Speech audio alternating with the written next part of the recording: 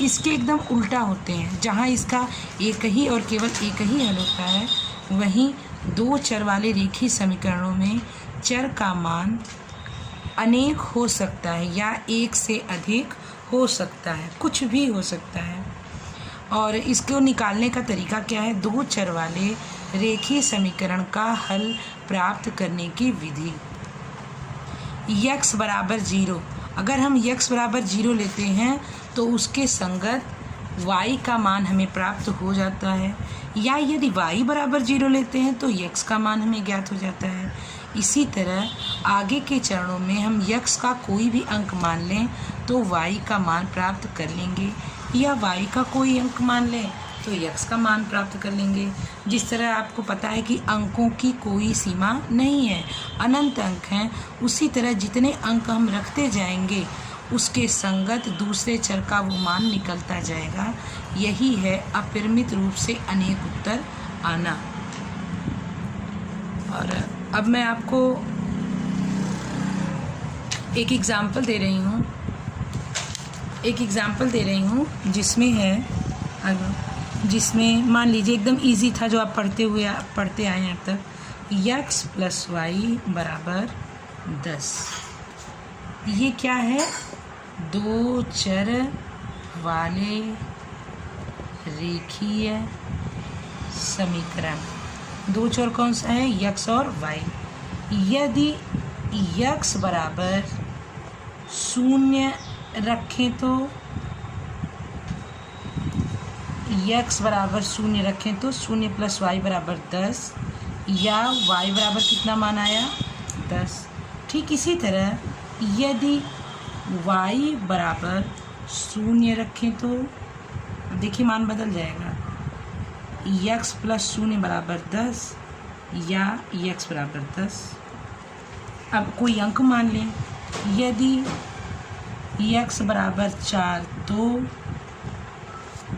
4 + y बराबर 10, या y बराबर 10 - 4 बराबर 6।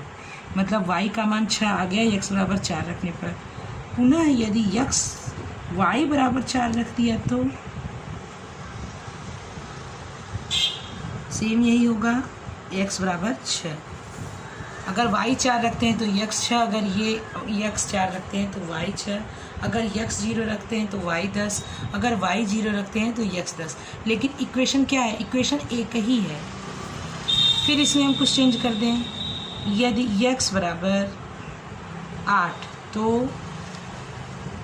मान रख देते हैं 8 + y बराबर 10 बराबर y बराबर 2, पक्षांतर हो जाएगा, बराबर 2।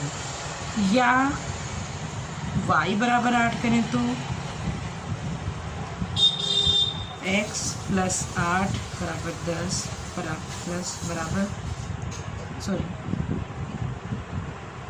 या x बराबर 10 - 8 बराबर 2।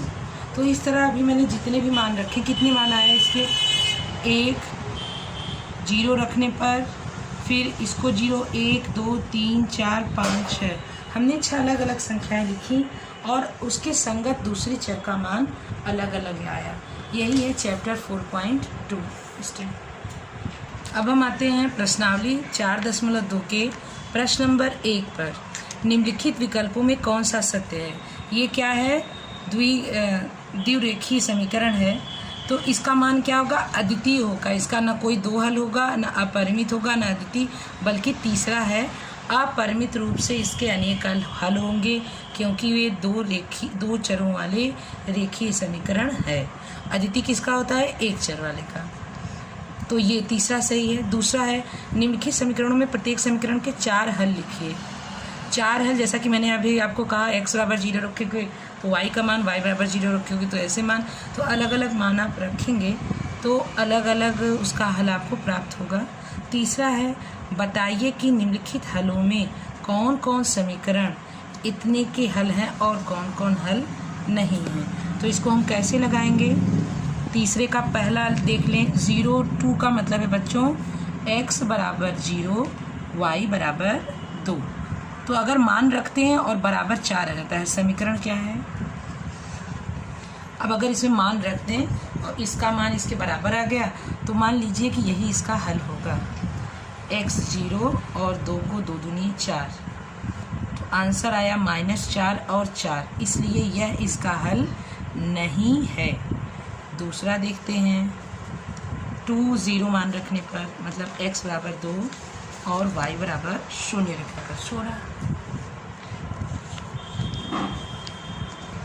तो x बराबर 2 का मान रख दें। यहाँ 2 - 2 गुणे 0 बराबर क्या होगा, यहाँ 2 और -2 आपस में कट के यहाँ 0 आ जाएगा, इसलिए ये 4 से मैच नहीं कर रहा है, तो यह भी इसका उत्तर नहीं होगा। दूसरा भी नहीं होगा। इसी तरह हम तीसरा चेक कर लेते हैं।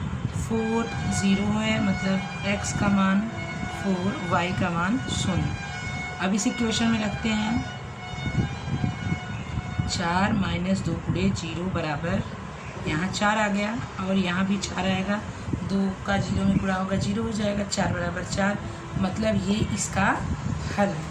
इसी तरह आप चौथा और पांचवा भी चेक कर लीजिएगा। अब आते हैं चौथा क्वेश्चन। k का मान ज्ञात करिए जबकि x बराबर 2 y बराबर 1 और समीकरण 2x + 3y बराबर k का एक हल हो। हल है का मतलब कि ये इसका मान इसके बराबर होगा, तो 2x + 3y बराबर k।